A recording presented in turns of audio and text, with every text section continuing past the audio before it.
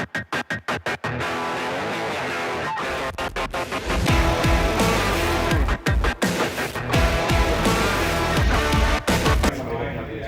we got the new Milwaukee Fuel 1 key high torque impact wrench. A lot of the specs are not really available yet. Hopefully I'm gonna have them shortly, but we're looking at over or close to, I don't know. I got different ratings on it, but this is say it's around 1,000 foot-pounds of torque.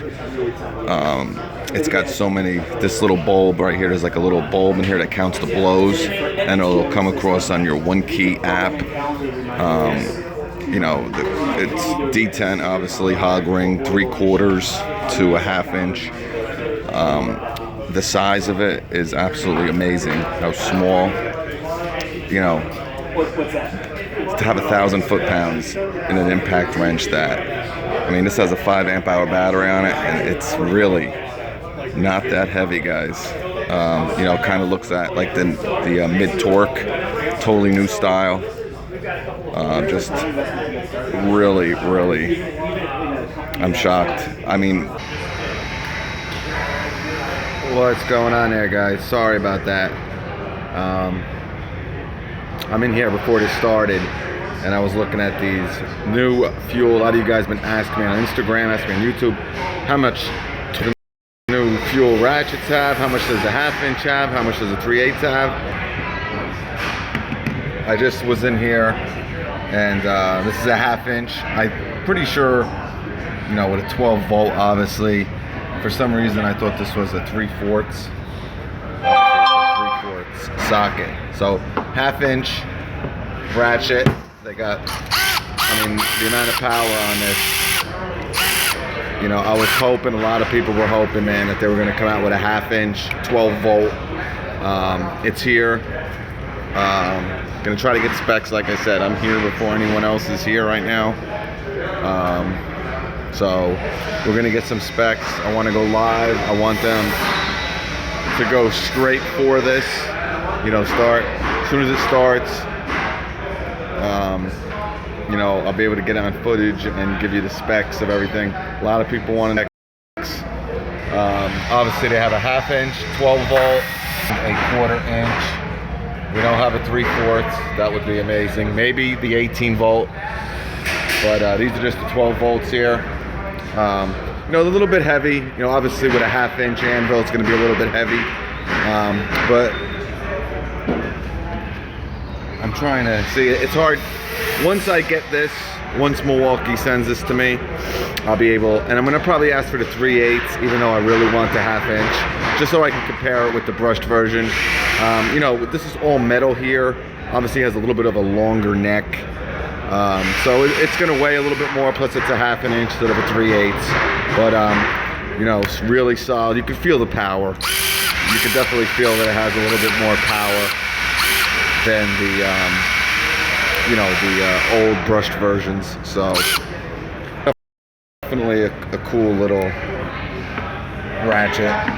I use that on my lawn channel all the time to do my maintenance on my mowers. So it's a great, and they're the only ones really with this, man. You know, I don't know why the other brands haven't really jumped on this. I mean, that's like the #1 question I've been getting from you guys. Wow, I just busted that right off. So that is powerful, man. See, the 3/8 would never be able to do that. You kind of have to crank it a little bit. Wow, that's tight, but you feel that power, man. So definitely cool. This is obviously a demo. Yeah, I know. Everybody's asking me, Chris. I'm like I said, I'm here right now. My whole class, my whole group, they're out. I don't know what the hell they're doing. They're on break, because I've been getting so many questions on it. I'm like, you know what? I mean, you probably can't even hear me. I mean, there's people setting up videos and all this crazy stuff. But like I said, you got the 1/4, 3/8, and the 1/2 inch. Maybe in the description I'll put in Here's another one. Here's the. This looks like it's probably the 1/4 inch. Nah, it could be the 3/8.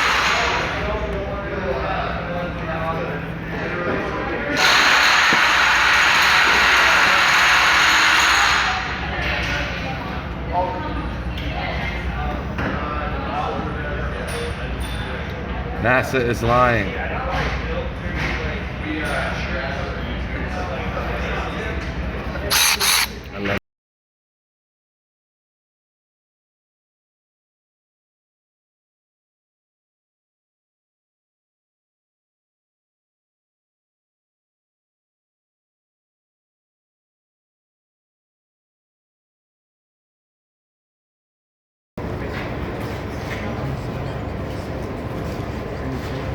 So, welcome to Packout modular storage from Milwaukee.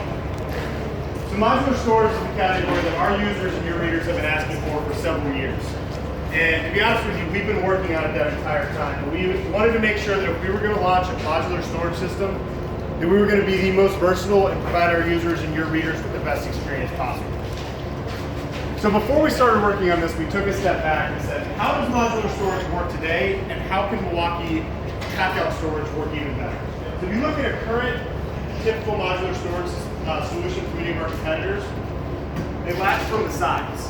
So what that does is lock users into one footprint that they have to repeat over and over and over. So talking to users, they do different things on a day-to-day basis. Your readers are out, sometimes they're on big sites where they need all their tools. Sometimes it's a quick service call where they only need a few tools. So with our system, we said we have to make a truly modular design that allows users to build their own stack, build it, bring in just what they need, or bring in everything as they need it. So what that led us to was to develop a new-to-world locking system where we have cleats on the bottom of every single unit, as well as on the top of every unit. So you can put whatever size box right on top and click it in one hand. Same token, you need to take it off, one-handed, quick release to pull it off. So the second thing we noticed, a lot of users would have tons of toolboxes stacked up, and we'd always see them have some sort of soft bag, so some sort of organizer tote or something on top of it to keep their hand tools organized. So with one of the other major advantages to the Packout system, which is an industry first, is the fact that we are incorporating that same locking system into the base of our open totes as well. The same cleats on the bottom allows you to quickly stack it on there, click it onto the top of your stack. But to take it even further, what we saw was, like I mentioned earlier, a lot of times users will have a huge job, complete remodeling gut where they need to bring everything in at once. Other times though, your reader might just have to go into a quick, say water heater switch out, where they need a few tools and some fittings. The advantage of the Packout system is that now they can come and take just what they need into the job for the day. So it's the first truly modular system on the planet, integrating both toolboxes, organizers, and soft bags. So today we're going to talk about the 8 initial products launching in the Packout lineup. We're going to have 3 toolboxes, 2 organizers, and 3 storage totes. But one of the big things I want to get across is I have an entire team dedicated to this product line to make sure that not just next year or the year after, but for years and years and years to come, we're going to continue to be able to deliver meaningful innovation in the storage category. So moving from there, we're going to talk about the individual components and some of the features that really separate us from what's available in the competition. The base of the unit is our rolling toolbox. So what you'll see here, 9-inch all-terrain wheels. We're rolling over job site terrain, up and down stairs, really you name it. The second thing is the handle. This is industrial grade and designed to support 250 pounds. Inside of all the Packout toolboxes, you'll find we have a mounting location for ticks, so users can easily track their toolboxes as they move from job site to job site. One of the other things that really drove some of the sizing and design details that we came up with all the Packout boxes is we started with a big survey on what needs to fit inside of each of these boxes. So the width on all of them is designed to fit full fuel sawzall, as well as any of the other tools that might be needed on a day-to-day basis, such as a hole hog or any of the other larger tools in our lineup. Also, all the tools. We took almost an inch out in size from our first generation. That's It the was first already generation, pretty guys. compact. And Right? you got 3 speeds now. We're gonna get to that. Or, Right? or 3 in a special mode. 3 I'll in get to special, that. Yep. okay. Wow. So again, decreasing, Couldn't help myself. decreasing that size to get into really tight spaces, and again, just being really compact, so it's extremely portable, right? And then the last piece, I want to show you how we kind of walk through and change the entire design to make it smaller.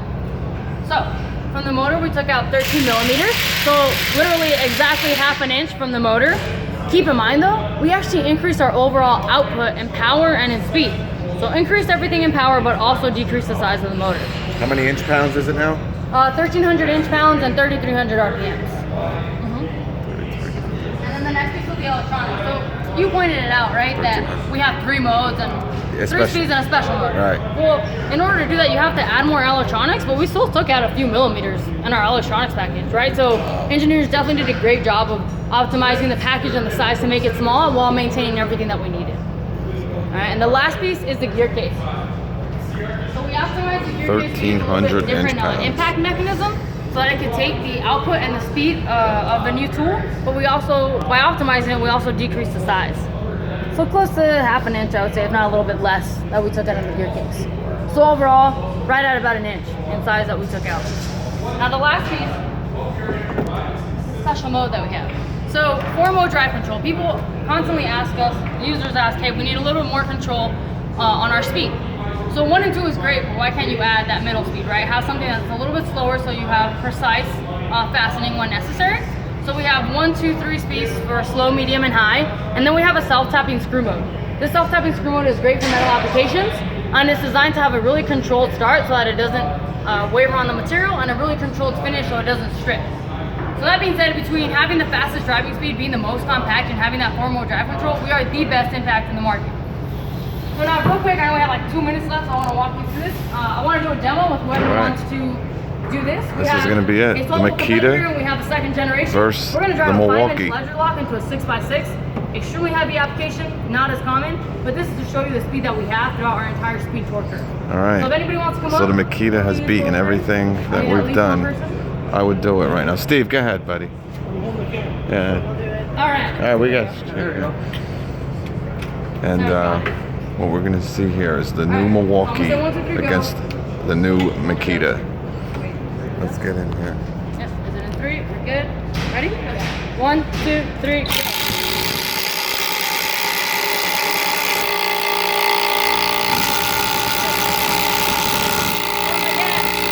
Look at that! And she still got off the screws. Perfect. All right, so at the end of the day, before you guys get like a minute of hands-on, That might be the brushed version. and Wait a the minute. M-Stop Fuel Impact, we have the most compact and the most capable tools in the All right, industry, good job. continuing to make us the leader in the 12-volt space. So I'll give you a minute before you have to go to the next rotation, but if you have any questions, feel free to come up. All right?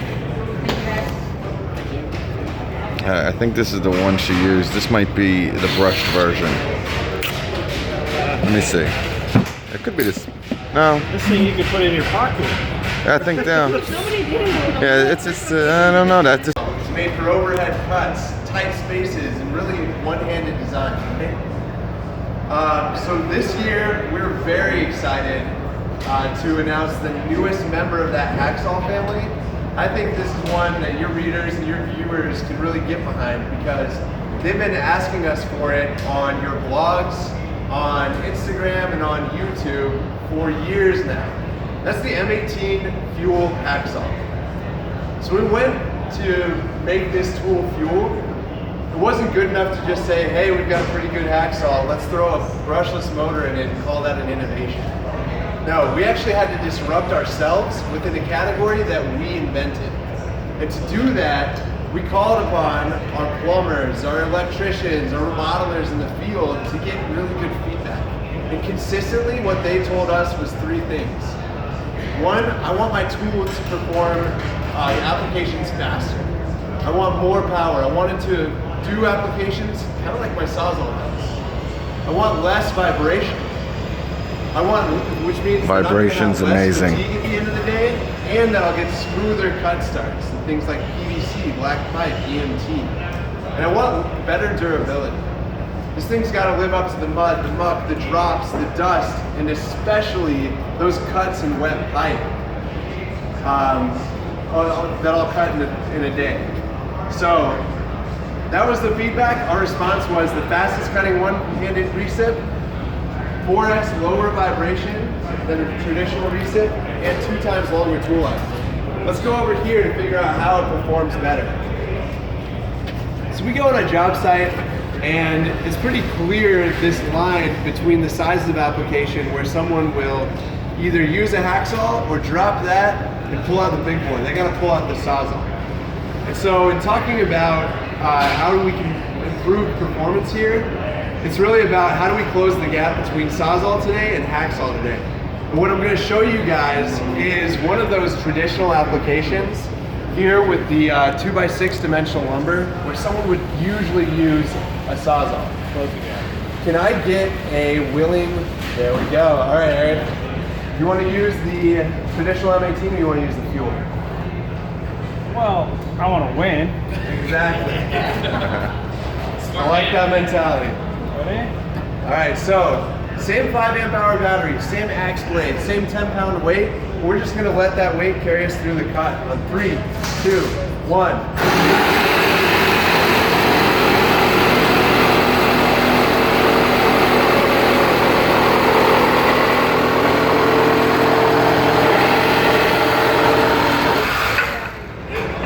So you can tell there's a little bit of performance difference, maybe?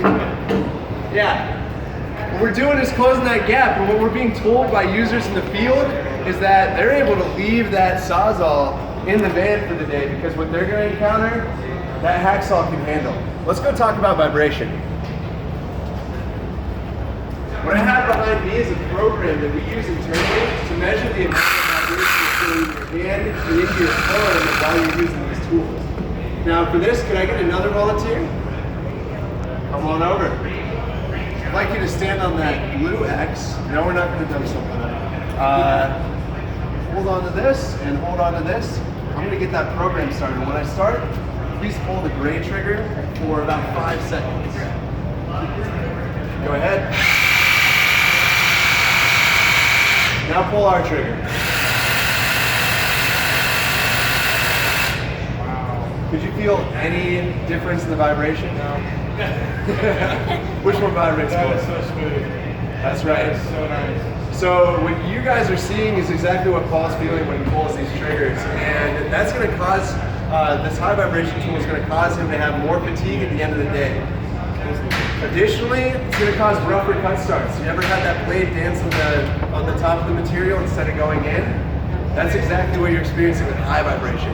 Fuel hacksaws designed for one-handed use and low vibration so that you draw a line and you actually cut on it.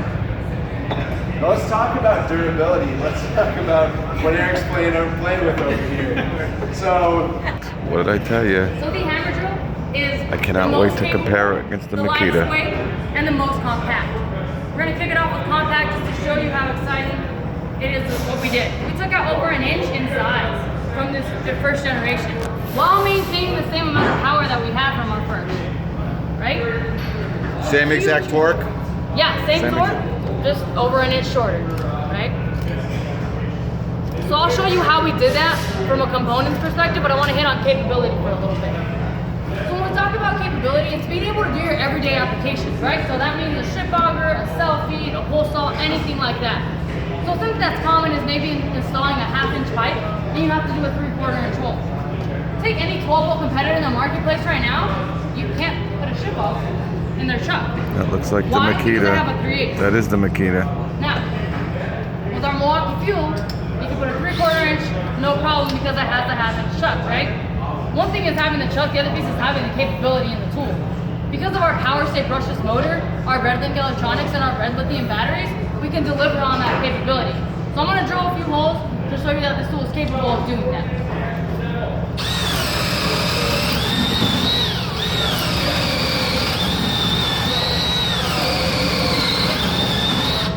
Capability, right? At its finest, doing the everyday applications. Now, like I said earlier, people wanted something that was more lightweight and more compact. This tool is 2.8 pounds. right? Super lightweight, especially if you're doing overhead applications. That's gonna cause less fatigue throughout the day, making you more productive.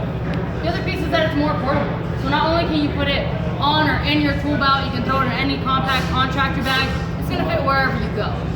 All right, so this last piece is how compact the tool is. This tool is at 6.6 inches in length.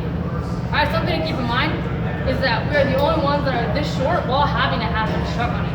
So now, like I said, the engineering team did a great job of making this tool Half-inch compact. chuck. I want to walk you through those components and show you how we did that. So we're gonna start from the motor all the way to the front. So if you look at the second generation is in my right hand. If you look at the motor, it's 11 millimeters shorter, so that's close to half an inch in size, but we maintain the same capability, right? So the same overall power while decreasing the size of the motor. All right, the next one is the electronics. So obviously electronics are really important, right? It protects the tool from overheating, it stops it when it needs to, and at the end of the day, it protects the user. So we had to keep all that in mind while trying to decrease the size. We took out 1 inch in size from our electronics, while still maintaining the same protection that we have in every M12 fuel tool. And the last piece is the gear case. Now, when you look at a gear case, it's about a half-inch shorter from first generation to second generation. There's 2 ways that we did this. One was removing the mode selector by putting everything on one clutch collar, and the other piece was actually optimizing the hammer mechanism so it could perform the same way as any other hammer, but making it a lot smaller. All right? So between the motor, the electronics, and the gear case, we were able to take over 1 inch in size. So at the end of the day, what you get with the M12 fuel hammer drill, you get the most capable tool that's out there, the lightest weight, and the most cost effective. Right? So with every tool that, I'm gonna wait a second.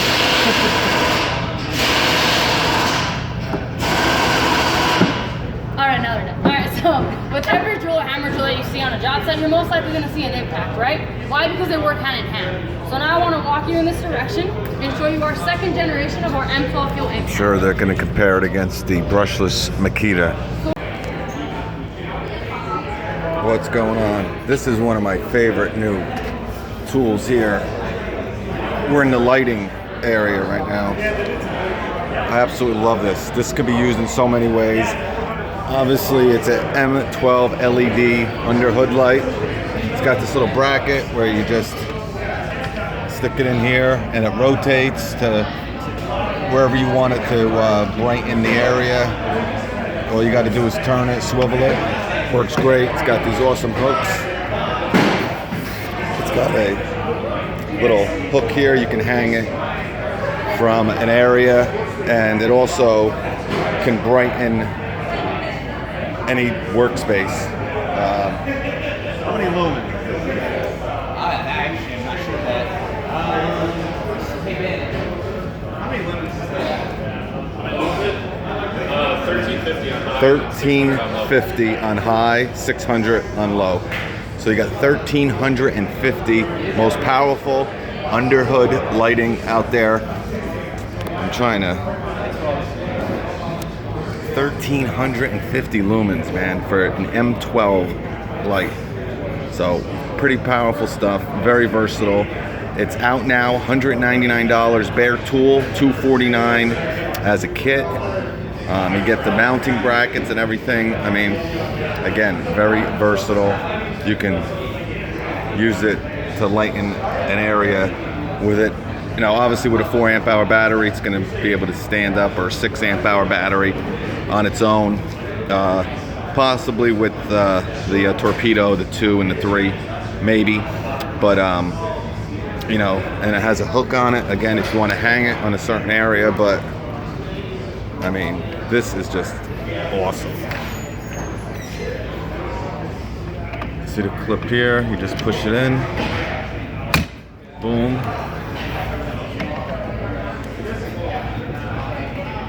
Boom. Turn it on. And there you go. And you can rotate it anywhere you want. This is available now. I really, really like this light. Again, we're gonna be seeing a lot of stuff. I'm gonna be posting these videos as quick as I can do it and erasing them. Don't have too much space on my phone and everything, so bear with me, boys. but the first thing a lot of guys says, that's a great product, Jackie, but that's great for those small, those easier clogs. What about those really tough clogs? I need something with a little more guts to it. And we listened. This year we're introducing the M18 Fuel Drain Snake, and it's going to deliver that next level of performance and capability for you. All of the Milwaukee drain snakes are designed around minimizing size and weight while maximizing portability for your readers who live on working fast and turning over as many jobs as they can within a given day. And like all of our fuel products, it's about delivering on that promise to outperform. And in this product, that's delivering 2 times the power of the corded competitors. And within drain cleaning, that power means maintaining speed under load. So unlike the corded competitors, when you engage a clog, the corded competitors are going to bog down as they try to fight that clog to clear it. The M18 Fuel Drain Snake is going to engage that clog and then have the power to maintain that speed and clear right through it. But clearing drains isn't just about the power to actually clear the clog. First, you have to be able to access that clog, right? So maneuverability is extremely important. And that's where the proprietary cable drive locking feed system comes into play. On competitive units, their automatic cable feed system is dependent upon the grip strength of the user itself. They have to be able to squeeze that paddle as hard as they can to make sure that they're feeding, and it's not guaranteeing that they're actually fully gripping that cable. And that can be the difference between making that second or third 90 and being able to actually get to that cable, or get to that clog. With the cable drive locking feed system, you're actually able to variably control the speed, but also lock it into feed position, so that you know you're getting full grip and full feed at all times.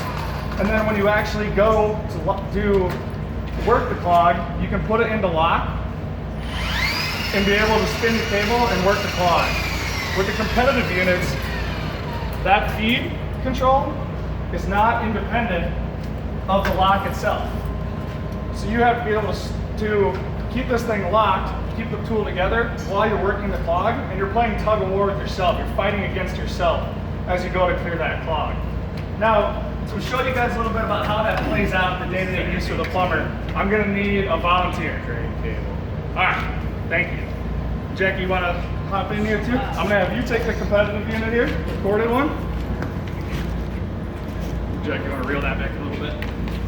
So, before we go, we're gonna have a little race here, but before we get into there, we're gonna learn how to use the tool. So I'm gonna grab the cord out here.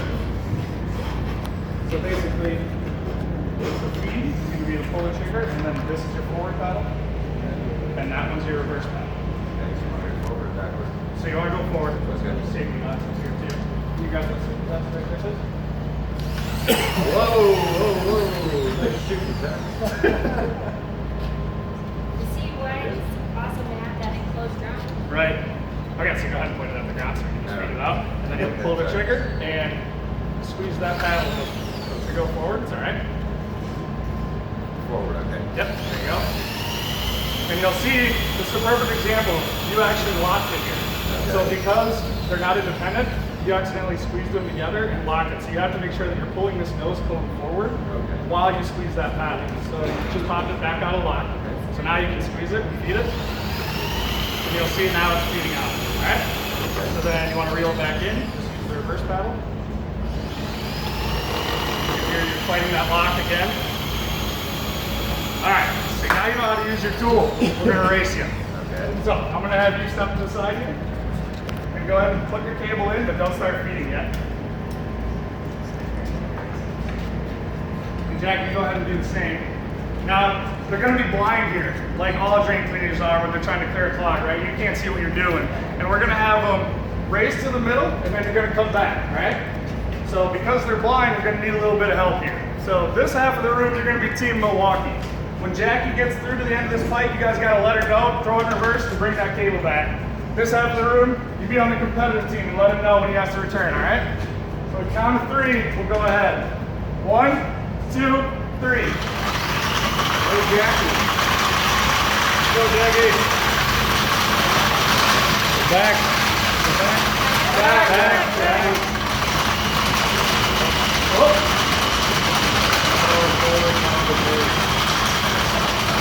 Perfect example, right? It's really difficult to tell if you're even feeding or not.